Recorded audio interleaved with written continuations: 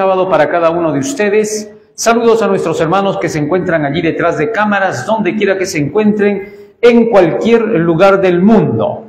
A todos ellos un feliz sábado, que el Señor los fortalezca y sigamos adelante con la obra de Dios. Muy bien, vamos a estudiar ahora el segundo imperativo del mensaje del primer ángel.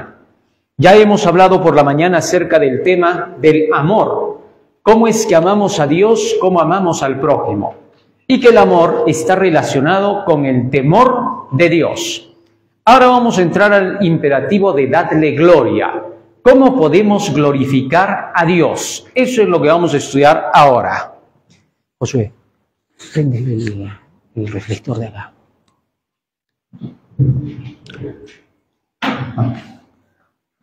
Algunos últimos datos que estoy dando acá. Muy bien. Apocalipsis capítulo 14 y en el versículo 7 es el versículo que estamos analizando en relación con el mensaje del primer ángel. Apocalipsis capítulo 14 versículo 7. Mientras nuestro hermano pone en la pantalla, yo voy leyendo aquí el texto base. Apocalipsis capítulo 14 versículo 7.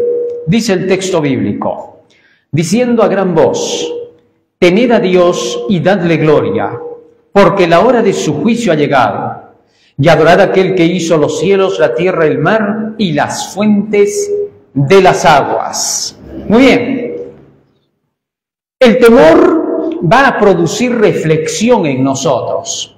Había explicado que cuando una persona quiere concientizar a otra, lo primero que hace es mostrarle los peligros contra los cuales va a tener que combatir y por qué tiene que dejar de hacer algo negativo. Por ejemplo, cuando se quiere explicar a una persona por qué tiene que dejar de fumar, ¿qué es lo primero que hacemos? Le indicamos los peligros del cigarrillo, cómo afecta a su sangre, a su corazón, a sus pulmones y a los demás órganos del cuerpo. Una vez que le hemos dicho eso a la persona reflexiona en lo que le hemos dicho y es ahí cuando nosotros le indicamos, tienes que dejar el cigarrillo, porque si no lo haces, tus males van a empeorar y podrías colapsar. Entonces, cuando la persona entendió eso, se atemoriza frente a la acción que está realizando, porque se da cuenta que esa acción no es positiva. Y entonces decide, tengo que dejar el cigarrillo. ¿Está claro? Así, el temor a Dios cuando se presenta a través de las profecías o a través de algún llamado de atención por algún pecado, hace que la persona reflexione. Entonces, cuando la persona reflexiona, dice, ¿qué estoy haciendo? Tengo que cambiar mi vida. Tengo que hacer preparativos. Gracias a que hemos logrado eso, se concientizó a la persona con el tema del temor a Dios. Y cuando le hablamos del amor a Dios, que ha sido el segundo tema de este primer ángel, le enseñamos a la gente cuál es la solución para que pueda vencer su pecado. Dios nunca te dice, deja tu pecado y te abandona. No, después de que te dice, deja tu pecado, también te enseña cómo lo vas a hacer. Y ahí es que se enseña, amarás a Dios, guardando sus mandamientos. Muy bien. Pero Él no se queda ahí, sino que da un paso más y nos indica cuál va a ser el proceso de lucha que vamos a tener mientras nos esforzamos por obedecer sus mandamientos. Es decir, después de que nos dé el mandamiento, ahora nos va a enseñar el proceso para no desesperarnos al tener que obedecer. Y esa parte se llama darle gloria a Dios. ¿Correcto? Romanos capítulo 3, verso 23. Lo primero que hay que entender ahora aquí, aunque se nos pide darle gloria a Dios, el primer paso a comprender es este, mírenme. Por cuanto todos pecaron y están destituidos de la gloria de Dios. Ahora bien, aunque se nos pide que le demos gloria a Dios, este otro texto, ¿qué cosa dice? Que no tenemos gloria para darle a Dios porque estamos destituidos por completo de su gloria. Bueno, ¿cuándo fue que se nos destituyó de la gloria? Desde que el hombre pecó. Cuando el hombre salió de las manos del Creador, era perfecto, manifestaba la gloria de Dios, era bello, era hermoso. Pero cuando el hombre pecó, perdió la gloria de Dios. Y esa luz que los protegía como que fuese un vestido que no dejaba ver su desnudez, inmediatamente desapareció y el hombre y la mujer se dieron cuenta que estaban desnudos. ¿Y qué cosa hicieron? Rápido fueron a sacar hojas de higuera para cubrirse la parte más vergonzosa, pero lo demás del cuerpo seguía desnudo. De esa manera es como perdieron la gloria de Dios, ¿correcto? Ahora, ¿cómo podemos llegar otra vez a tener esa gloria para darle gloria a Dios? Porque si no, no vamos a poderle dar gloria. Primero vamos a ver el concepto de la palabra gloria. Si no entendemos qué significa la palabra gloria, nada vamos a entender del tema. Así como descubrimos que el amor tiene como concepto el cumplimiento de la ley, que es la inmortalidad, así también la palabra gloria tiene su propio concepto. Vamos a verlo a través de la Biblia. Éxodo capítulo 33, versículos 18 y 19. Fíjense lo que dice allí. Él entonces dijo, Moisés le dijo a Dios, te ruego que me muestres ¿qué cosa? Tu gloria. Es decir, acá se va a hablar acerca de la gloria. ¿Y qué le mostró Dios? Y le respondió Dios a Moisés, yo haré pasar todo mi bien delante de tu rostro. ¿Qué cosa dice que iba a mostrarle Dios a Moisés ahora? Todo su bien. O sea, la gloria de Dios es todo su ¿qué? Todo su bien. Muy bien. Ahora, ¿qué cosa es ese bien de Dios? ¿Dónde está lo bueno de Dios? ¿Dónde lo conocemos? Romanos, capítulo 7, versículo 12. Vamos a ver. ¿Dónde veo el bien de Dios? De manera que la ley a la verdad es santa, y el mandamiento santo, justo, ¿y qué? Y bueno. O sea, todo el bien de Dios lo encuentro ¿dónde? En el mandamiento divino. Ya está. Entonces, la gloria de Dios está en sus mandamientos, en su ley. Porque ahí está todo lo bueno de Dios. La ley es buena. En una ocasión, en 1 de Samuel capítulo 4, versículo 21 y 22, los filisteos se habían llevado el arca del pacto. En el arca del pacto estaba la ley de los 10 mandamientos. Y cuando se llevaron el arca del pacto, ¿qué cosa se dijo? Miren lo que se dijo. 1 de Samuel 4, 21, 22. Y llamó al niño Icabod, diciendo, traspasada es la gloria, ahí está la gloria, de Israel, por haber sido tomada el arca de Dios. O sea, se llevaron el arca de Dios, se llevaron ¿qué cosa? La gloria de Dios. Porque en el arca de Dios, ¿qué cosa había? Los 10, el carácter de Dios. La gloria de Dios es su carácter, bueno. Cuando a Jesús le preguntó el joven rico y le dijo, maestro bueno, ¿qué le respondió Jesús? No me digas bueno, no hay ninguno bueno, solo Dios. ¿Correcto? Pues el carácter de Dios. Muy bien. Versículo 22 sigue diciendo. Dijo pues, traspasada es la gloria de Israel, porque ha sido tomada el arca de Dios. Muy bien, ya no nos queda duda. La gloria de Dios entonces está en su ley. El concepto de la gloria de Dios vendría a ser su carácter, su ley, la bondad de Dios. Ya está. Ahora, cuando Dios nos dice que le demos gloria a Él, ¿qué cosa nos está pidiendo entonces? Que reflejemos su bondad.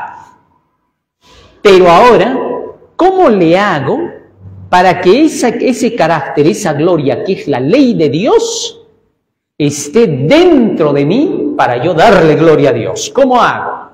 Vamos a ver. Hebreos capítulo 10, versículo 16. Hebreos capítulo 10, versículo 16. Este es el pacto que haré con ellos después de aquellos días, dice el Señor. Pondré mis leyes en sus corazones y en sus mentes las escribiré. De manera que entonces el Señor lo que va a hacer por nosotros es poner sus leyes en nuestro corazón.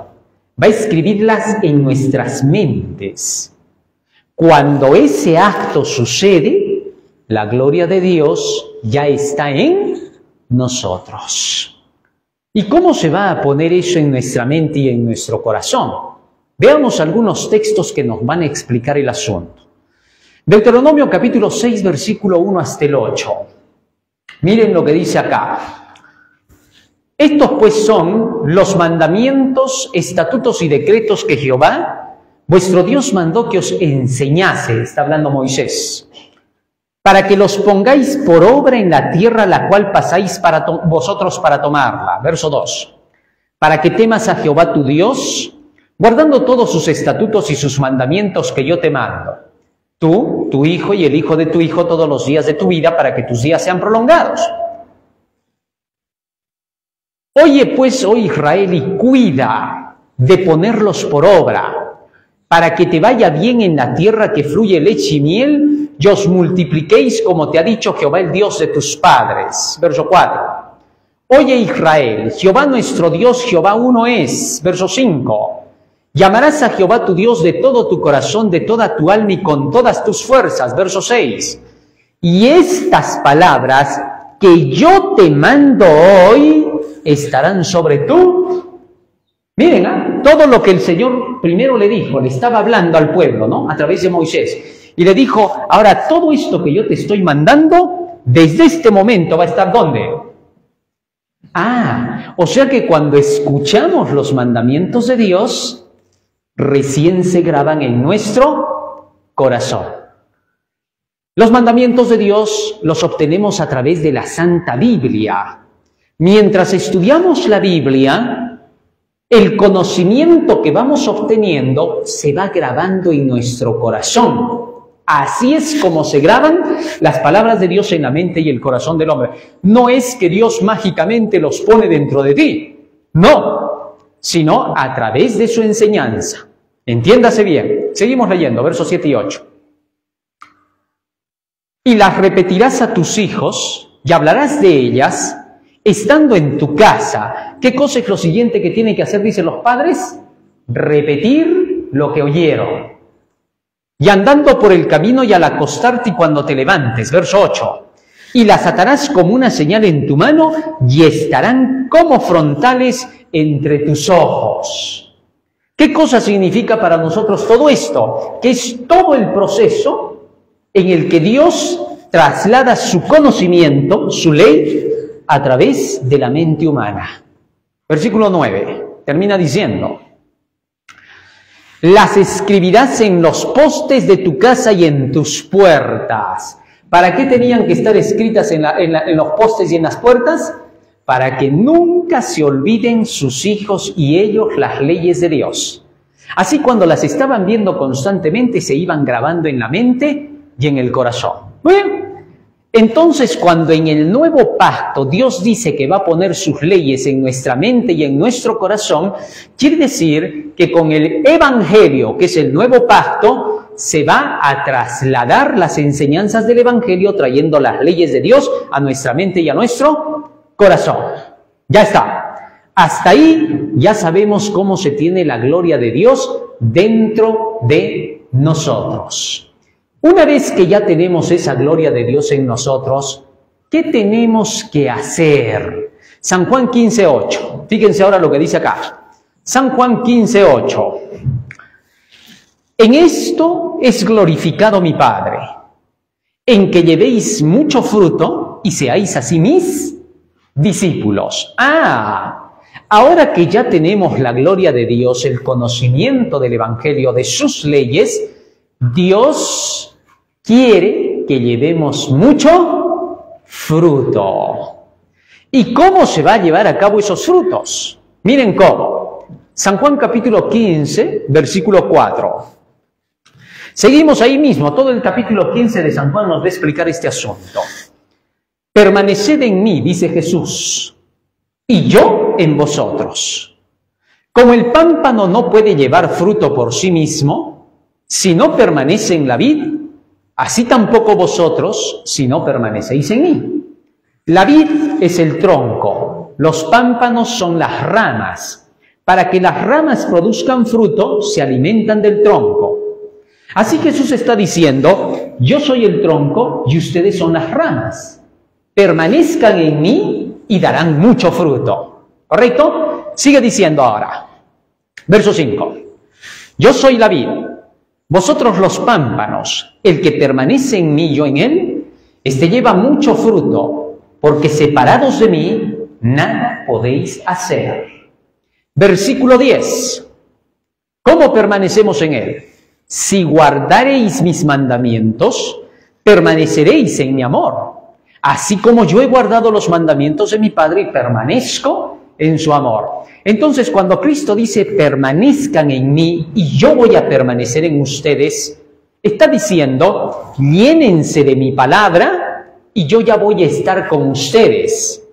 Y al estar yo con ustedes, yo voy a hacer que se produzcan esos frutos en ustedes, porque sin mí, nada podéis hacer. San Juan 14, 23. Cristo mora en nosotros cuando su palabra está en nosotros. San Juan 14, 23, fíjense cómo Jesús explica esto. Respondió Jesús y le dijo, el que me ama, mi palabra guardará, y mi Padre le amará, y vendremos a él y haremos morada con él. ¿Cuándo dice que mora Cristo con nosotros? ¿Cuándo? Cuando su palabra está en nosotros. Hay algunos que enseñan que Dios mora en ti por sentimiento. ¿Ah? Y te dicen, cuando sientes a Dios dentro de ti, significa que está dentro de ti. Recuerdo que cuando estaba en el colegio, yo había escuchado esa prédica, ¿no? De que Cristo mora en ti cuando lo sientes dentro. Y yo lo fui a repetir. No había ninguna evidencia de eso que me dijeron, eso no es bíblico, ¿no? Lo buscas en toda la Biblia, de que Dios mora en ti cuando lo sientes dentro, y no vas a encontrar un solo texto que hable de eso, es pura mentira. Pero como yo lo escuché del pastor, del predicador, pensé que era verdad. Así que me encontré un día con mi primo, y mi primo era ateo, no creía en nada, ¿no?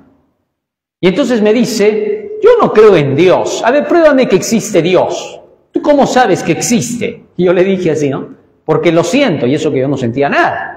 Solo porque el pastor lo dijo, yo lo decía. Y entonces me dijo él así, ah, ya.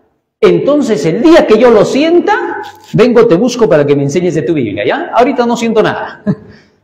Entonces me di cuenta que yo había hablado algo disparatado, solo porque estaba repitiendo lo que dijo el pastor. Y aprendí la lección de no repetir lo que dice el pastor, a menos que la Biblia lo respalde. Así que, desde ese momento aprendí que solo Jesús puede morar dentro tuyo cuando sus palabras están en tu mente y en tu corazón. Bueno, siendo así, Jesucristo nos va a hacer fructificar cuando sus palabras estén dentro de nosotros. No hay otra forma de que los frutos se manifiesten. Ahora bien, el apóstol Pablo nos va a mostrar cómo funciona el trabajito de que los frutos se produzcan en el ser humano. Romanos 8:7. Vamos a ver. Romanos 8:7. Profundizamos ahora un poco más. No se olviden, ¿eh? Primero, la gloria de Dios es la ley de Dios. Segundo, teniendo la ley escrita en la mente y en el corazón, hay que dar frutos. Tercero, vamos a ver ahora cómo los frutos funcionan en el ser humano, cómo se dan esos frutos. Y luego vamos a saber cuáles son. Por cuanto los designios de la carne, designio significa deseo, gusto, lo que la carne quiere. Por cuanto los designios de la carne son enemistad contra Dios, porque no se sujetan a la ley de Dios ni tampoco pueden. ¿Cómo dice que son los deseos de la carne? Están en guerra con la ley de Dios. ¿Cuáles son los deseos de la carne? El gusto, el querer, la atracción, el deseo, todo eso se llaman los gustos de la carne. ¿Correcto? En otras palabras, el ser humano de carne, en su carne siente todo eso, sentimientos, emociones, todo eso es la carne. ¿Correcto? Aparte de la carne, nosotros tenemos también el espíritu. El ser humano está compuesto de dos cosas: la carne, que es la parte física, y el espíritu, lo que es la parte virtual, lo que tiene que ver con su mente, con el conocimiento, el pensamiento, la imaginación. Todo eso es la parte espiritual. ¿Correcto? Ahora bien, en la parte de la carne, dice Pablo, no hay nada que esté en favor de la ley de Dios, lamentablemente. Es decir, una persona no puede sentir que quiere obedecer la ley de Dios y lograrlo. No lo logra. Por más que quisiera, intenta y no puede. ¿Correcto? La carne no va a desear la ley de Dios porque se va a cansar. Por un tiempo la carne puede decir, sí, voy a cumplir, lo voy a hacer, se emociona. Pero se le pasa la emoción y vuelve a las andadas. ¿Correcto? Entonces la carne es así, se inclina hacia el mal.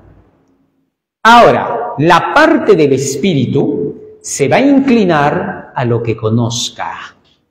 Esa es la gran diferencia. Fíjense en esto. Lo llamamos a un pequeñito de 3 años y le decimos así, hijito, ¿cuánto es 3 más 3? 14. Y él responde por responder. Pero cuando aprende en el colegio que 3 más 3 son 6, ahora le decimos, hijito, ¿cuánto es 3 más 3? 6. ¿Por qué ha hecho ese cambio? En la primera respondió porque no sabía. Y solo respondió lo que se le vino a la cabeza, su imaginación. En la segunda pregunta, cuando ya ha aprendido, ahora responde con conocimiento. ¿Correcto? La parte del conocimiento, que es el espíritu del hombre, es la que controla la vida porque aprendió algo, por la experiencia o la enseñanza. Mientras que la parte de la carne funciona solo por la química, porque simplemente algo pasa en el exterior. ¿Está claro? De pronto siento hambre, suena el estómago, hora de comer. ¿Correcto? Hasta instintivo ya. Pero de pronto siento hambre, me ponen el plato de comida y delante de mí le echan veneno. ¿Qué hago? Inmediatamente freno mi comida, aunque sé de qué. ¿Qué me frenó? ¿El cono? Porque sé que es malo. Pero si fuese un ser irracional, o si fuese un niño sin conocimiento, y de pronto me sirven un plato de comida, y como no tengo conocimiento, me dicen, le vamos a echar un poquito más de un juguito que te va a hacer más rica la comida, hijito. Ya, voy a decir, porque no conozco. Y entonces me lo como y directamente al cementerio. ¿Se dan cuenta? ¿Qué cosa hizo la variación? El cono, sin conocimiento, somos guiados al error. El conocimiento es el que frena que nosotros cometamos algún tipo de error que pueda ser destructor para nosotros. ¿Está claro? Ya está. Hasta aquí entonces. La carne no se sujeta a la ley de Dios. Nuestros deseos, gustos, sentimientos no se sujetan. Solo cuando están emocionados quieren cumplir algo. Se les pasa la emoción y vuelven a su realidad. Muy bien. Siendo así, el apóstol nos está diciendo, por naturaleza, no puedes lograr fructificar.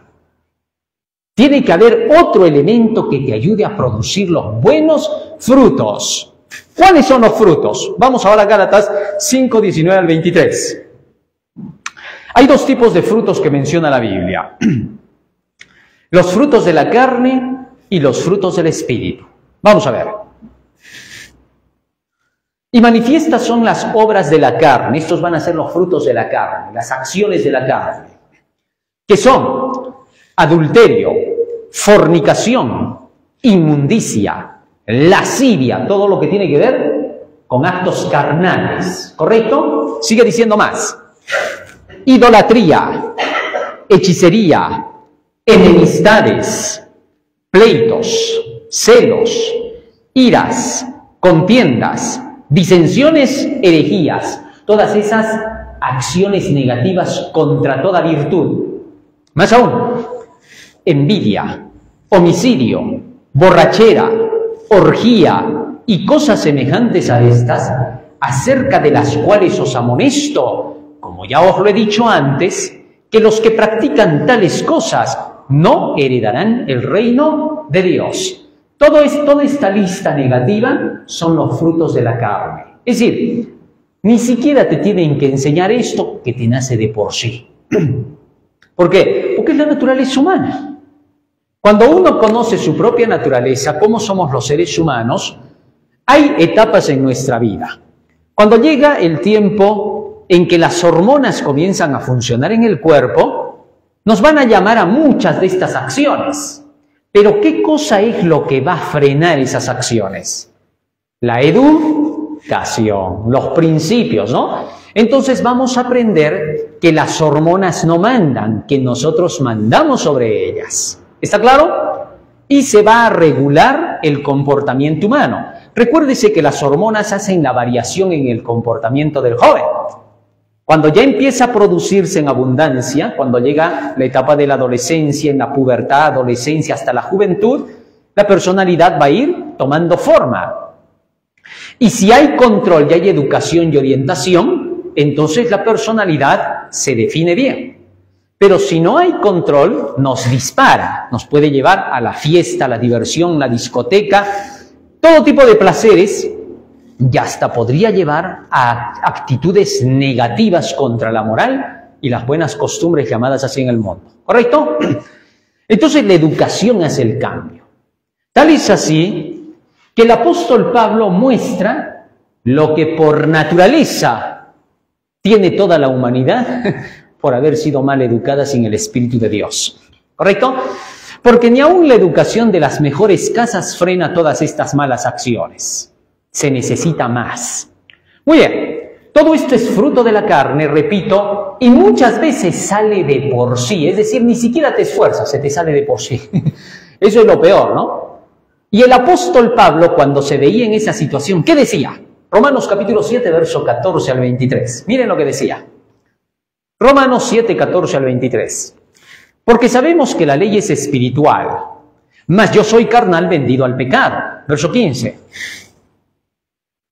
Porque lo que hago no lo entiendo, pues no hago lo que quiero, sino lo que aborrezco, eso hago. Escuchen bien, noten bien lo que está diciendo, ¿ah? Y si lo que no quiero, esto hago, apruebo que la ley es buena. De manera que ya no soy yo quien hace aquello, sino el pecado que mora en mí. Y yo sé que en mí, esto es en mi carne, no mora el bien. Porque el querer el bien está en mí, pero no el hacerlo. Porque no hago el bien que quiero, sino el mal que no quiero, eso hago. Y si hago lo que no quiero, ya no lo hago yo, sino el pecado que mora en mí. Así que queriendo yo hacer el bien, hallo esta ley, que el mal está en mí. Porque según el hombre interior me deleito en la ley de Dios. Pero veo otra ley en mis miembros que se revela contra la ley de mi mente y que me lleva cautivo a la ley del pecado que está en mis miembros. Interesante, ¿no? Que me brille un poco la pizarra. Muy bien. Fíjense ahora en esto, ¿eh? Pablo dice, yo sé que la ley es buena, pero la ley es espiritual. Ese es mi problema. Voy a decirlo esto con ilustración. Pablo está diciendo así, yo sé que saber de medicina es bueno. Lo que pasa es que soy ignorante, nunca escuché de medicina. Eso es lo que está diciendo, ¿correcto? Está diciendo, yo sé que la ley es buena, yo sé que hay que obedecerla, pero mi problema es que nadie me enseñó cómo se obedece la ley. Eso estaba pasando con Pablo y eso que ya había entrado en el terreno de caminar para el cristianismo. Ya él había entrado en la conversión. Lo que le estaba faltando era entender cómo se obedecía la ley. No basta con que escuches un seminario, incluso profético, y que te quedes allí. Después de escuchar el seminario profético, haber entendido la verdad, ahora tienes que prepararte para el tiempo cuando se cumplan las profecías y la segunda venida de Cristo. Y esa preparación no es simplemente que vengas a la iglesia, que te sientes y que estés en las actividades de iglesia. No, sino saber los temas que te van a ayudar a preparar. Y esos temas son los que estamos ahorita estudiando. Por eso el mensaje del primer ángel prepara a la gente para que resista en la hora del juicio. Muy bien, ahora sigo leyendo. El apóstol Pablo dice que hay algo que aquí lo molestaba a él. ¿Qué cosa? El pecado que moraba en él. Primera de Juan 3:4. Hay que entender el concepto de pecado bien. Primera de Juan capítulo 3, verso 4. Todo aquel que comete pecado infringe también la ley, pues el pecado es infracción de la ley.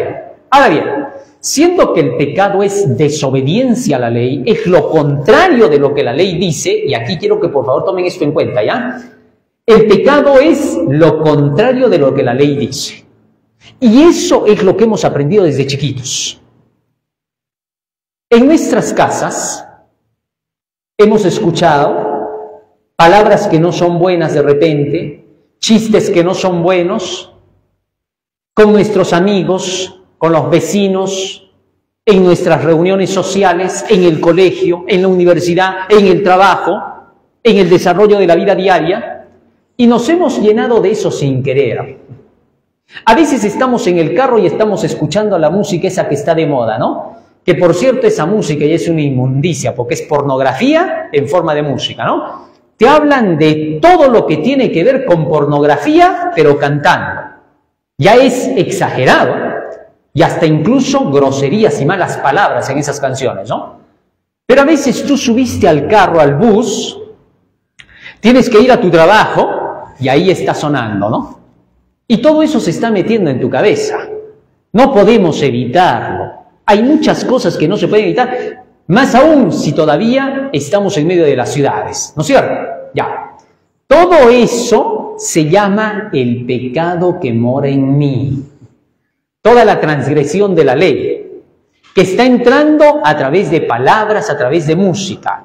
Más aún, todo lo que practico y que es contrario a la ley de Dios, por lo que escucho y pienso que está bien. Por ejemplo, cuando estás en el mundo, tú piensas que hablar malas palabras no tiene nada de malo. Que al contrario, así conversan entre los hombres, hasta mujeres, los escuchas hablando con esas palabras y hasta se han vuelto parte ya de su léxico, ¿no? Ahora, que somos cristianos, nos damos cuenta de que eso es una ignorancia agresiva, ¿no? Que las personas piensen que se sociabiliza conversando con malas palabras o con chistes de doble sentido o palabras de doble sentido. Pero eso es porque ya estamos en la fe.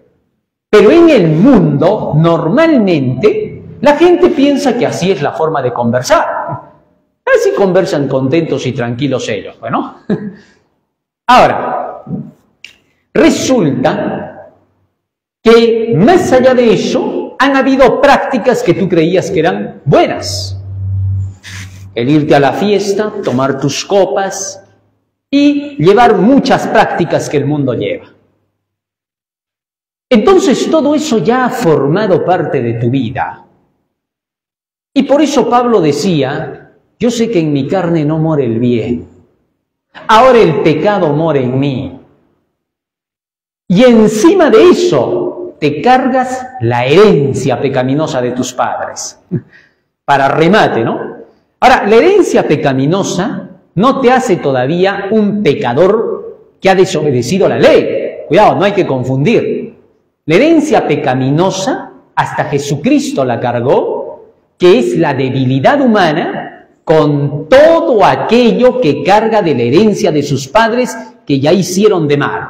¿Correcto? Fíjate en esto. Nuestros antepasados han cometido muchos pecados y errores.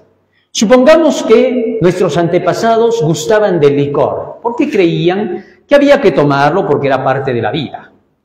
Entonces a ti te han dejado como herencia esa inclinación o, llamémosle así mejor, la debilidad hacia el deseo del licor.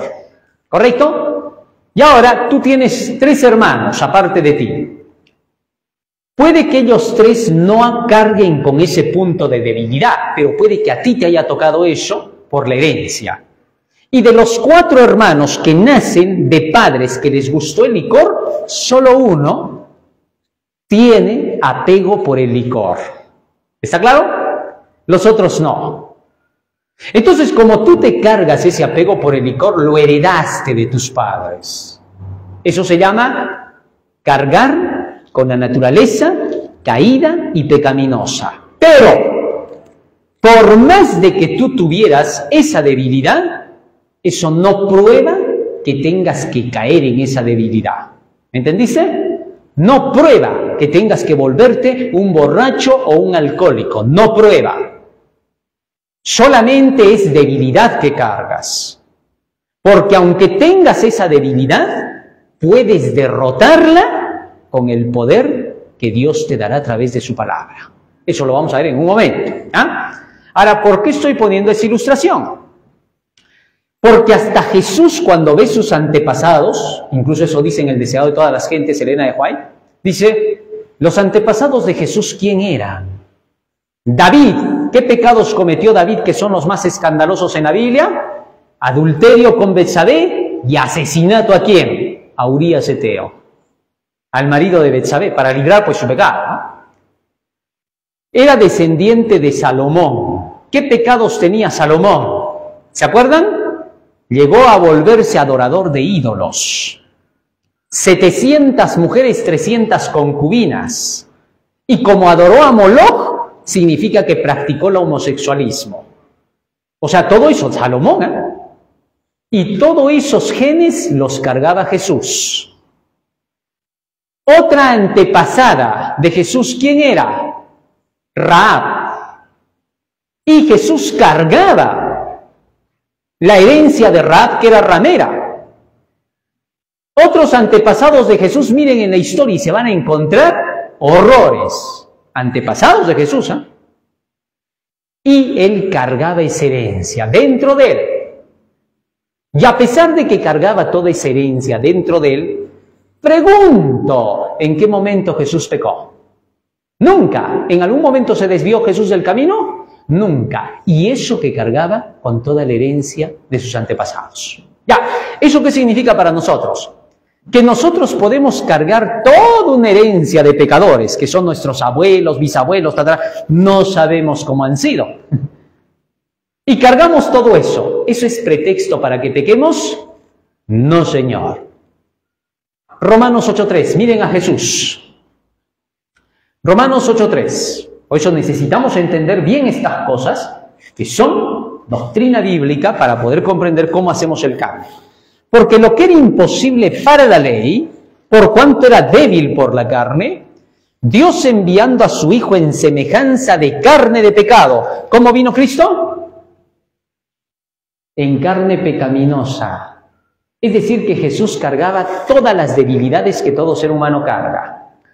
Cuando te sientas tentado y digas, esto es mucho, tendrías que estar en mis zapatos para entenderme. Jesús estuvo en tus zapatos.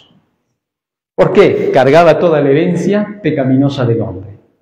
Así nunca digas, tendrías que estar en mis zapatos para entenderme, porque Jesús estuvo en los zapatos de todos.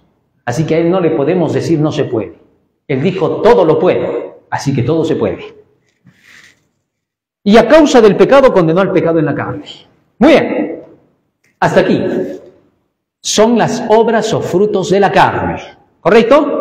No requieren esfuerzo, salen de por sí, los cargamos como debilidades. Y Pablo decía, a raíz de eso, ¿qué? Romanos 7:24. Miren hasta qué punto llegó Pablo a clamar cuando se dio cuenta de su naturaleza humana.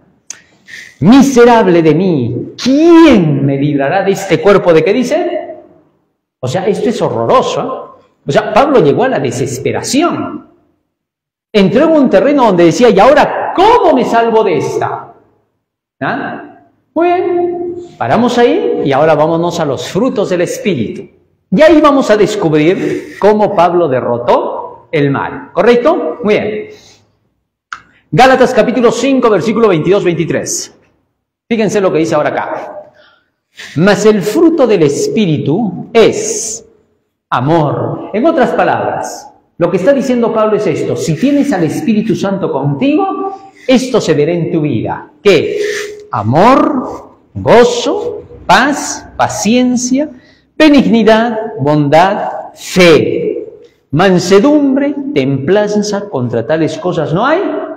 Es decir, no hay ley que te condene cuando estás practicando eso. Eso no es pecado, en otras palabras. No es fruto carnal, sino espiritual. Ya está. Ahora bien, para que este fruto del Espíritu pueda contrarrestar al fruto de la carne y termine dándole gloria a Dios, requiero de llenarme del Espíritu. Si no tengo el Espíritu, estoy fracasado en esta vida. Vamos a ver cómo explica Pablo eso. Ahora Pablo introduce un nuevo elemento. Romanos capítulo 8, desde el versículo 7 vamos a leer para entender lo que dice Pablo. Fíjense lo que dice ahí.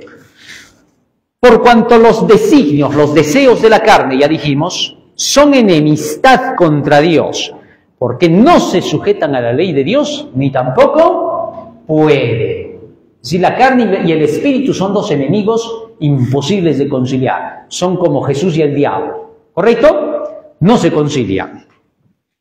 El día que tú quieras que tu carne concilie con tu espíritu, es un día que nunca llegará a tu vida. Ese día no pasará. ¿Está claro? La carne es enemiga. Pero vamos a ver cómo. No vas a ser como en Edad Media la Iglesia Católica enseñaba. La carne es tu enemiga y agarraban chicote con el cuerpo, ¿no? Y esos hombres llegaron incluso a entrar en enfermedades terribles, ¿no? Convulsiones, ataques. Eso Dios nunca te ha pedido. A la carne no se le trata físicamente así. ¿Está claro? Vamos a ver cómo a la carne se la domina. Que Pablo explique, él pudo, ¿no? Y los que viven según la carne no pueden agradar a Dios. ¿Hay solución en la carne según ese texto? No, la carne ya está totalmente desahuciada. No puede agradarle a Dios jamás de los jamases. O sea, desahuciamos a la carne. ¿Qué cosa dije que era la carne? Para que no nos equivoquemos en lo que estoy diciendo. Gustos, deseos, sentimientos, atracciones hacia todo lo negativo. Eso ya no tiene cura. Así, simple. O sea, o se muere la carne o nos morimos nosotros. Así de simple. ¿Y cómo es eso? Si se muere la carne, me muero yo. Ahorita vamos a ver. Lo vamos a analizar por eso. Sigue diciendo acá. Miren lo que dice ahora Pablo. Y esto es soberbio. Mas vosotros no vivís según la carne. Es decir, ustedes no viven de sentimientos, emociones, quereres o gustos. Ustedes ya pasaron de esa etapa. ¿Está claro? Ya no le hacen caso a eso. Sigue diciendo. Sino según qué. Y ahora hace un llamado a reflexión. Si es que. ¿Qué significa si es que? Asegúrate de si lo tienes. Si es que, no sé si lo tendrás o no, está diciendo, no sea, solo tú sabes eso. Si es que el Espíritu de Dios mora en... ¿Y cómo saber ahora si el Espíritu de Dios mora en nosotros? Vamos a creer como esas religiones que dicen, ven a recibir el Espíritu. ¿Cómo se siente el Espíritu? Te entra un calorcito por la cabeza, te corre por todo el cuerpo hasta los pies, te sacude, te tira al piso, te vuelve a levantar, ya tienes el Espíritu. ¿Así será? No, ese no es el Espíritu de Dios, sino del demonio. ¿Se acuerdan cuando los endemoniados en tiempos de Jesús, qué hacía el espíritu malo? De pronto se les metía, se movían, se lanzaban al fuego, al agua, al piso, a todo lugar. Eso no es el Espíritu de Dios. Otros dicen, si al ponerte la mano te caes, es porque el Espíritu de Dios está en ti ya. Pero que yo sepa, cuando en el Getsemaní quisieron tomar preso a Jesús, y dijeron, ¿quién es Jesús de Nazaret? Yo soy, dijo Jesús. ¿Qué les pasó a los impíos? Hoy se cayeron. Así que caerse no es prueba de que tienes el Espíritu Santo. Así que tengamos cuidado, eso no tiene nada que ver con el Espíritu. Entonces, ¿cómo voy a saber que tengo el Espíritu? Porque acá dice Pablo, si es que el Espíritu de Dios mora en vosotros, y si alguno no tiene el Espíritu de Cristo, no es de él. ¿Cuál es ese espíritu de Cristo? Vamos a ver. ¿Y qué cosa nos trae para poderlo reconocer? Vamos a entender eso. Pero sigamos leyendo todavía lo que dice Pablo, porque acá hay cosas que necesitamos comprender antes de descubrir cómo tener el espíritu. Versículo 10. Pero si Cristo está en vosotros, el cuerpo en verdad está, ¿qué cosa? Está muerto.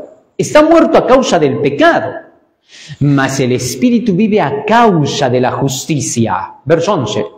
Y si el espíritu de aquel que levantó de los muertos a Jesús mora en vosotros, el que levantó de los muertos a Cristo Jesús vivificará también vuestros cuerpos mortales por su espíritu que mora en vosotros. Verso 12. Así que, hermanos, deudores somos no a la carne, para que vivamos conforme a la carne. Es decir, no le hagas caso a tu carne, tú no le debes nada. Así sienta lo que sienta, guste lo que guste, desee lo que desee. Nunca digas, es que yo soy así, es que yo tengo ese gusto, es que yo nací así. Nunca digas eso, porque la estás apoyando a tu carne. No eres deudor a tu carne.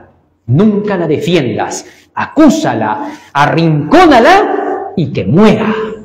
Parece duro, ¿no? Pero es tu carne, no es la del otro. Así tiene que morir la carne. O sea, en otras palabras, Pablo te está diciendo, no tengas compasión a la carne. Es un gran peligro. Ahorita te voy a explicar por qué, ¿ya? Fíjate lo que sigue diciendo. Verso 13. Porque si vivís conforme a la carne, ¿qué va a pasar? ¿Ves lo peligrosa que es la carne? Esta no te va a perdonar. Fíjate en esto. Vamos a ilustrar a la carne y al espíritu, ¿ya? Un día la carne se acerca al espíritu y le dice así al espíritu, por favor, dame otra oportunidad. Y entonces el espíritu le dice, no, porque ya te conozco como eres. Por favor, te suplico, te ruego, solo unita más. Y llora. Entonces el espíritu apenado le dice, está bien, una vez más. La próxima se acaba todo. Gracias, le dice la carne. Se da la vuelta el espíritu, la carne saca el machete y le corta la cabeza al espíritu. ¿Comprendiste? Es decir, la carne no te perdona.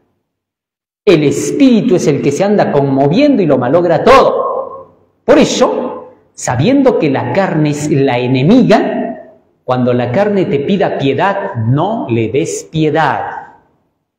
Cuando venga y te diga, por favor, una vez más, y te llore, saca tu espada y córtale la cabeza. No hay otra vez. ¿Me dejé entender? Esa es la lucha de la carne contra el espíritu y el espíritu contra la carne. No podemos evitarla. Y ojo, estoy hablando en el sentido individual. Porque hay algunos que les gusta querer matar a la otra carne. Y van y al otro le dicen, oye, ¿hasta cuándo no vas a dejar esto? Eso y eso. Ya, sí, ya estoy luchando. No, pero ya deberías de cambiar. ¿Qué pasa contigo? Si eres cristiano, estás bautizado, ¿cuántos años te...? Y se lo quiere comer al otro. Quieren matar a la carne del otro, pero no matan su carne. Están en ese momento intentando matar a la carne del otro, pero con su propia carne. Matemos a las dos carnes mejor. Va a estar mucho mejor. ¿Está claro? Entonces, eso no significa que no tengas que exhortar al otro, porque los extremistas me van a entender mal eso. No significa que no puedas exhortar al otro. Claro que puedes exhortar, pero con toda paciencia y con el escrito en la mano. Y solo en algunos casos tendrás que ser un poco severo cuando no quieren hacer caso, pues cuando no reaccionan a lo positivo y tiene que ver con deberes que puedan hacer quedar bien la obra de Dios o que hagan quedar bien el hogar, la casa, el cristianismo. ¿Correcto? Pero van a ser casos especiales. Eso no es lo constante, ¿no? Si a veces en la iglesia el mensajero, el predicador, el pastor va a reprender desde el púlpito predicando, sin conocer los casos de nadie, pero va a dar un tema de predicación. A veces va a reprender porque hay pecados en la iglesia. Y a veces va a ser bien severo porque llamará a una persona en particular y le dirá las cosas bien duras. Esas son ocasiones, ¿correcto? Pero bien, ahora hablemos en lo general. Aquí dice el texto, porque si vivís conforme a la carne, moriréis. Mas si por el Espíritu, aquí está el secreto, fíjense, hacéis morir las obras de la carne, viviréis. ¿Con qué tengo que matar las obras de la carne? ¿Con él? No es con el chicote. No es que me golpeo, no es una penitencia. Entonces, necesito del Espíritu. No es con espada ni con ejército, sino con mi Espíritu, ha dicho Jehová de los ejércitos. ¿Está claro? Ya está. Ahora vamos a ese punto. ¿Cómo vamos a utilizar al Espíritu para que Él mate a la carne? Tenemos que descubrirlo. Porque Pablo está diciendo que con el Espíritu acabas a la carne. Primera de Corintios capítulo 9, versículo 24 al 27. Miren cómo decía Pablo esto. ¿No sabéis que los que corren en el estadio, todos a la verdad corren, pero uno solo se lleva el premio? ¿Cuántos corren en el estadio, dice, y cuántos se llevan el premio? Varios corren, pero solo uno se lo gana el premio. Y dice Pablo de eso, corred de tal manera que lo obtengáis. Es decir, corran como que fueran ese uno. Cuando están corriendo en el estadio se han dado cuenta que tú no puedes mirar ni a izquierda ni a derecha, porque si haces eso te retrasas. Tú solo miras la meta, no sabes ni siquiera quiénes están a tu lado de cerca. Solo sabes una cosa, paso la meta y miro quién venía detrás. Eso es correr buscando obtener el premio por uno mismo. Eso se llama salvación personal. Cuando tú tienes que vencer tus pecados, te voy avisando, véncelos personalmente. No te preocupes si el otro está venciendo, que el otro está corriendo también. Tú tienes que preocuparte por tus pecados. Cuando te preocupas del pecado ajeno, ¿sabes qué te ocurre? Pierdes fuerza y pronto terminas diciendo, peca el de allá, peca el de allá. Yo, soncito, soy el único que quiere vivir acá como debe de ser. Y lo echas a perder todo. Soncitos son los otros, tú no. Porque tú estás avanzando. Si tú te comparas con los demás en la iglesia, te matas. No te compares con nadie. Una hermana un día me decía, ¿y cómo la hermanita de allá se viene arreglada así? ¿Y cómo la otra? ¿Y cómo la piel se pinta allá? ¿Y cómo usa los tacones así? ¿Y yo por qué no? Porque tú eres tú. Tú no eres el otro. Había algo que mi padre nos enseñaba cuando éramos chiquitos, allá a la mesa, y nos decía así. O sea que porque aquellos se lanzan al mar y se ahogan, ¿por eso tú también lo vas a hacer? Aprende, pues decía, personalidad. Tienes que definirte en la historia de la vida. Tienes que ser una persona que no se deje arrastrar por la sociedad, sino que tú la reformes a la sociedad. Tú tienes que hacer el cambio. Ellos no van a empezar. Empieza tú que conoces. Y esa es la gran verdad. Eres tú el que tiene que dar el paso, no los demás. ¿Qué importa si los demás pecan todos los días, todo el día y a cada minuto? ¿Qué te interesa si tú no vives de ellos? Tú tienes que hacer lo que tú sabes. A ver, que estés en la clase y ves que todos tus compañeros en la clase, en medio del examen, te mueven así la cabeza, como a decir, no sé, y todos hacen así. Y tú miras el examen y tú dices, está fácil. ¿Acaso porque todos los demás están asustados, tú paras el examen y ya no lo das? No, ¿qué te importa? Tú llenas tu examen, acabas y terminas y pasaste. Así es la salvación. Todos corren. Tú esfuérzate por ser el que gane. ¿Me entendiste? O sea, la salvación es personal e intransferible. ¿Qué te importa si los demás pecan o no pecan? Eso no va contigo. La única importancia es para que les compartas la palabra. Después de eso, si la palabra ya no los santifica a ellos, ¿tú los vas a santificar?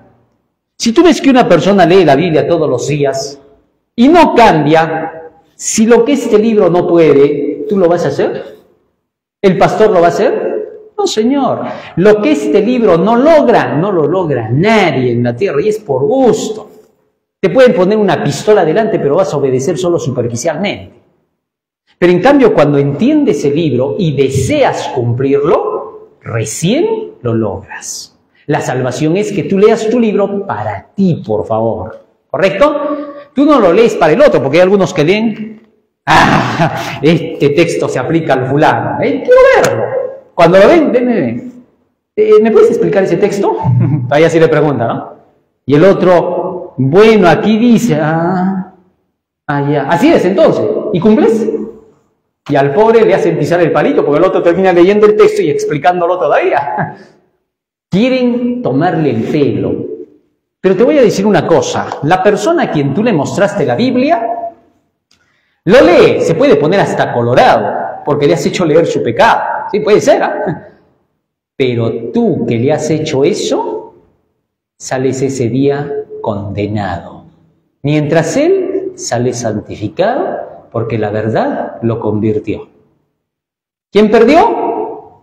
Tú por hacerte el santo. Así que tengamos cuidado. Otra cosa es, ¿cómo ayudo a esta persona? Le voy a mostrar estos textos y voy a orar mucho para que el Señor lo convenza. Quiero que se salve. Qué distinto, ¿no? A tener que ir con el texto y decir, me encontré un texto, con esto lo voy a poner en su sitio. No, pues, hay que tener cuidado. Otra cosa es cuando estás en combate religioso. Tampoco no es igual. Si estás en combate religioso, ahí sí tienes que decir, ya, este texto le voy a mostrar a este hermano de la fe, de la otra fe, para mostrarle que está equivocado. Eso es muy distinto. Ese es el combate, la contienda por la palabra de Dios. Así que no vayas a confundir las cosas. Te vas a alegrar cuando encuentres textos que demuestran que el otro está equivocado, no porque simplemente le quieras vencer a su religión, sino porque lo quieres convencer de vida eterna. ¿Está claro? Eso hacía Jesús constantemente. Así sepamos equilibrar. Bueno, así que entonces, Pablo sigue diciendo, verso 25. Todo aquel que lucha de todo se abstiene. Ellos a la verdad para recibir una corona corruptible, pero nosotros una incorruptible. Verso 26. Así que yo de esta manera corro no como a la aventura, de esta manera peleo no como quien golpea el aire, verso 27, sino que golpeo mi cuerpo y lo pongo en servidumbre, no sea que habiendo sido heraldo para otros, yo mismo venga a ser ¿qué cosa? ¿Cómo se golpea el cuerpo? ¿Con qué? Con el espíritu. Acabamos de leer hace un rato, ¿no?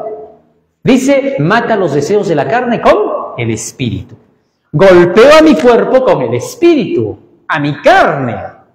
Por eso, cuando tengas un pecado que quieras dejar y tú dices, oro, pero vuelve el pecado, ve a leer la Biblia y busca sobre ese pecado. A ver, cuando te duele la cabeza, te duele el estómago y vas a buscar una medicina para ese dolor, ¿qué cosa vas a buscar? ¿Un champú para el cabello? No. Inmediatamente vas y buscas qué es bueno para el dolor de qué, de estómago o de cabeza, para poder pues saber cómo curar.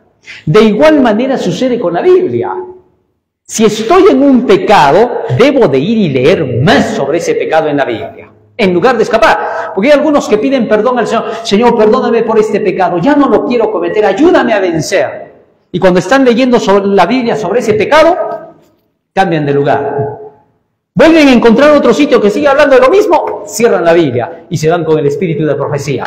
Abren, les dice lo mismo, cierran el espíritu de profecía. Van a la iglesia, el predicador habla del tema, se paran, se salen. Se encuentran con el hermano en la calle, hola, ¿cómo estás, hermano? Le está hablando del tema, ya me voy.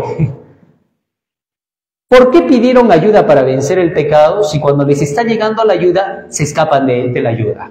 No tiene sentido. Al contrario, llegamos a la iglesia, el pastor o el predicador toca nuestro pecado, debemos de estar más dumbos, porque están hablando de nuestra curación. Pero hay muchos que cuando llegan a la iglesia, en lugar de hacerse dumbos, ¿qué hacen? Lo odian al predicador y dicen, ay, este predicador, alguien seguro le ha dicho algo de mí, dicen, ¿no? No, nadie ha dicho. Es el Espíritu Santo que va llamándonos a reflexión, nada más. Entonces no debemos huir. Debemos dejar que el Espíritu que haga golpee, chicotee al deseo de la carne y lo saque. Bueno, pero hermano, ¿qué cosa es el Espíritu por fin? Vamos a ver, San Juan capítulo 6, verso 63. ¿Cómo entonces voy a obtener el Espíritu? Miren cuán sencillo es tener el Espíritu Santo, es lo más fácil que hay. El Espíritu es el que da vida. La carne para nada aprovecha. Estamos hablando del mismo tema. Jesús está mencionando lo mismo, el Espíritu y la carne. Las palabras que yo os he hablado son Espíritu y son vida. Ajá. O sea, este libro es el libro del Espíritu Santo. Él lo inspiró, Él lo dictó, Él me enseña acá. Quiero conversar con el Espíritu Santo, vengo a la Biblia. ¿Está claro? Ahora, muchos niegan la personalidad del Espíritu Santo. Yo no sé de dónde se les ha metido semejante aberración. Y dicen el Espíritu Santo no existe como persona. El que no existe como persona eres tú, lo siento. A veces tengo que hablar así. El Espíritu Santo es una persona, entiéndase, estuvo desde el principio del mundo. ¿Ah? Desde la creación se ve al Espíritu Santo. Hablemos solo de la creación de la tierra para poder distinguirlo. Cuando el Señor iba a crear, dice que el Espíritu de Dios se movía ¿sobre qué? ¿Quién se estaba moviendo en las fases de las aguas si el Espíritu Santo no tiene personalidad? No tiene ningún sentido lo que están diciendo. El Espíritu en Hechos 8 le dijo a Felipe, acércate para que hables con el etíope de Candace. ¿Quién le habló entonces a Felipe en esa ocasión? ¿Se le vino a la cabeza un pensamiento? No, le estaba hablando de un momento en particular. En Efesios 4:30, Pablo dice, no entristezcáis al Espíritu Santo. Así que el Espíritu tiene personalidad, si no, ¿cómo se va a entristecer? No tendría ningún sentido. Así que textos abundan en la Biblia que demuestran la personalidad del Espíritu Santo. Quien diga lo contrario tendrá que hacerlo sin Biblia en la mano.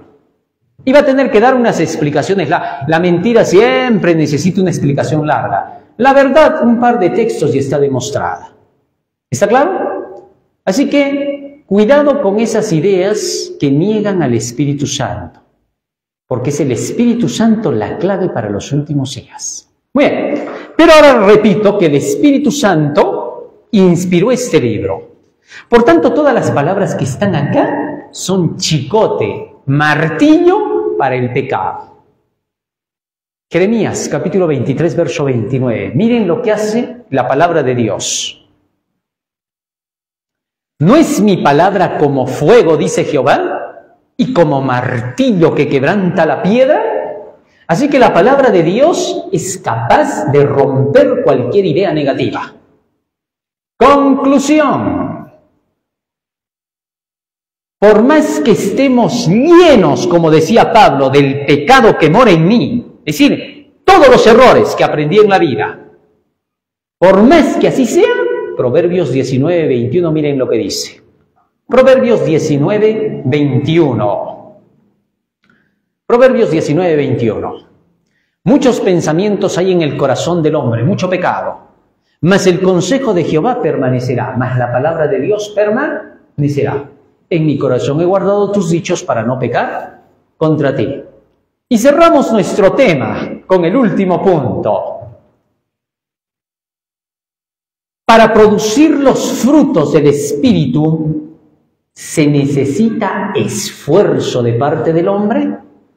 Porque hay muchos que dicen que no hay que esforzarse para nada porque eso son obras propias. Yo no sé de dónde han sacado esa obra propia que acaban de decir. Porque eso sí es obra propia. Un día cuando una persona me dice, eso es una obra propia, quererse esforzar. ¿Y de dónde has sacado esa obra propia? Le dije, que me acabas de decir. Porque eso no está en la Biblia, lo que estás diciendo. Es tu obra propia. Muéstrame con la Biblia y te voy a creer. ¿Qué enseña la Biblia? Segunda de Timoteo, capítulo 2, versículo 1. Fíjense lo que dice allí. Segunda de Timoteo, capítulo 2, versículo 1. Tú pues, hijo mío, esfuérzate en la gracia que es en Cristo Jesús. ¿Qué cosa? ¿Cómo te esfuerzas en la gracia? ¿Ah? Para eso tienes que entender lo que es gracia. Los conceptos son claros en la Biblia. Si tú no conoces los conceptos de la Biblia, no vas a entender. Vas a llegar a decir otra predicación distinta. Así que aquí hay que conocer la simbología. Hechos 20:32. ¿En qué te vas a esforzar? Hechos 20:32. ¿Qué dice Pablo?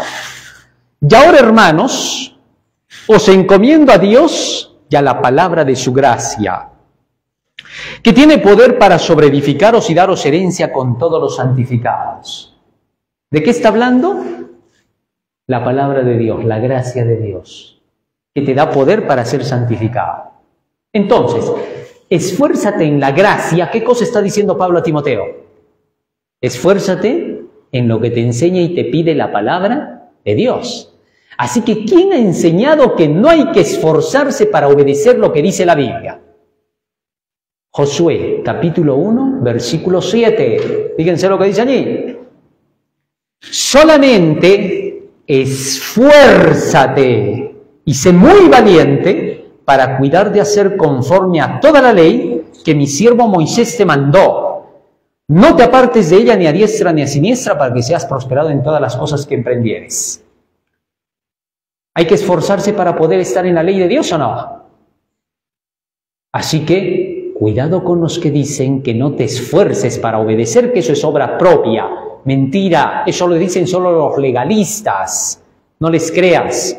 El legalista siempre es conocido. ¿Qué cosa te dice el legalista? No puedes esforzarte. Si te esfuerzas, entonces es tu obra propia. Ellos siempre hablan al revés. El legalista siempre está de cabeza. Todo lo que es legalismo lo practica él, pero te dice legalista a ti.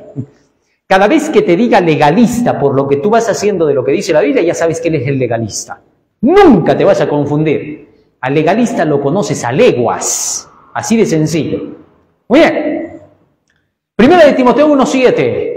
Entonces, el hombre tiene que emplear la fuerza de voluntad y el dominio propio para tener que vencer. Esto no le sale de por sí. Mira lo que dice acá. Segunda de Timoteo 1:7. Porque no nos ha dado Dios espíritu de cobardía, sino de poder, de amor y ¿qué? Y de dominio propio. La fuerza de voluntad. La Biblia dice, amarás a tu Dios con todas tus... Eso es la fuerza de tu voluntad. Tú tienes que tener voluntad. Dios no va contra tu voluntad. Tú sometes la voluntad. ¿Correcto? ¿Qué cosa es someter la voluntad? La fuerza de voluntad se basa en la capacidad de elegir entre dos alternativas o más. Tengo aquí $5.000 y tengo aquí 10.000 euros. ¿Cuál de los dos escoges? ¿Ah? Bueno, los 10.000 euros, pues son 4 veces más que el otro. ¿Qué se llama eso? Tu voluntad. Tú decides. Elegiste lo que viste por conveniente. Para que tú elijas servir a Dios, no basta con que te conozcas los 10 mandamientos de memoria. Para que elijas servir a Dios, tienes que saber por qué Dios te pide cada mandamiento. Cuando Dios te dice, no vas a comer más carnes, vas a ser vegetariano. Si tú lo ves analizando por ti mismo, no, vegetariano no, estar ahí ralito, no, ni carnecita. Pero cuando estudias y ves, es al revés, y ya, la carne es mala, me daña, porque entendiste, renuncias a ella. Estoy hablando a vegetarianos que entienden. Entonces, la fuerza de voluntad es la capacidad de elegir por el entendimiento y la inteligencia, no elegir por el gusto y el deseo.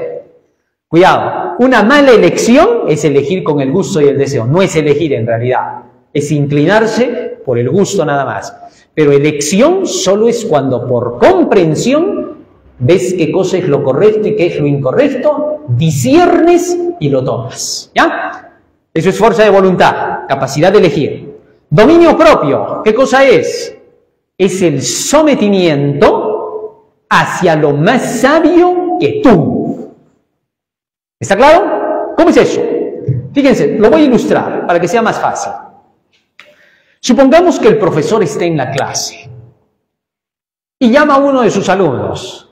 Fulano, tú, ven para acá. Párate acá. Agárrate la cabeza.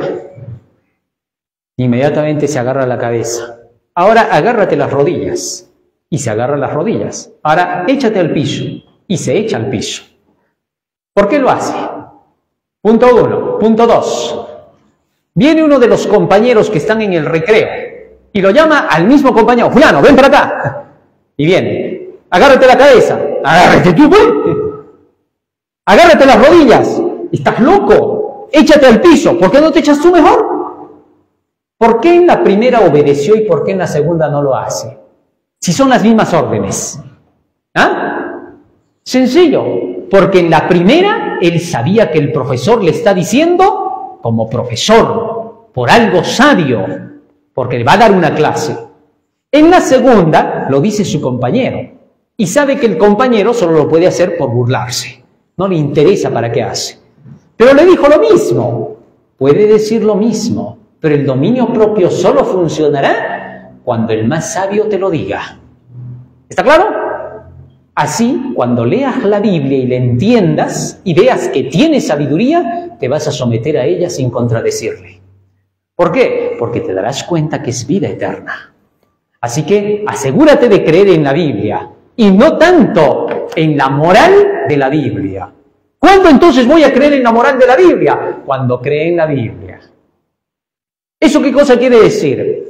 Cuando me asegure de que la Biblia es verdad, podré obedecer todo lo que me pida la Biblia. Es por eso que siempre enseñamos primero ¿qué cosa? La profecía, para mostrarte que lo que la Biblia dice es verdad, que no se equivoca en nada, que tiene poder, que no falla. Entonces ahora confías en la Biblia. Ahora ya sabes que no miente, que todo lo que dice se va a cumplir. Y por eso te sometes a todo lo que ella dice. Y tu vida cambia. ¿Está claro, hermanos? Temed a Dios y dadle gloria, porque la hora de su juicio ha llegado. En el próximo tema vamos a ver la segunda parte de darle gloria. Porque el apóstol Pablo dice, no solo vamos a glorificar en espíritu, sino también ¿en qué? En nuestros cuerpos. ¿Y cómo vamos a glorificar en nuestros cuerpos? Eso lo vamos a ver en el próximo tema. Vamos a pedirle a Jesús en oración que Él nos ayude a atesorar estas enseñanzas en nuestra mente y corazón para que sean el motor que impulse nuestras acciones. Vamos a ponernos de rodillas, por favor.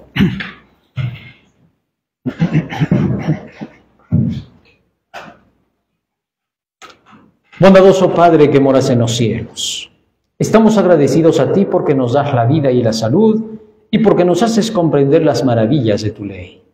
Gracias, Señor, por habernos dado toda tu instrucción a través de tu santo libro.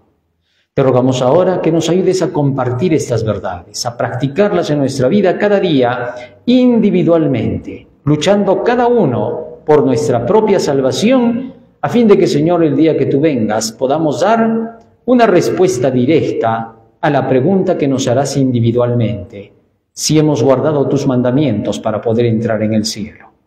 En tus manos nos encomendamos, por los méritos de Jesús, tu Hijo amado. Amén. Amén, Señor. Amén.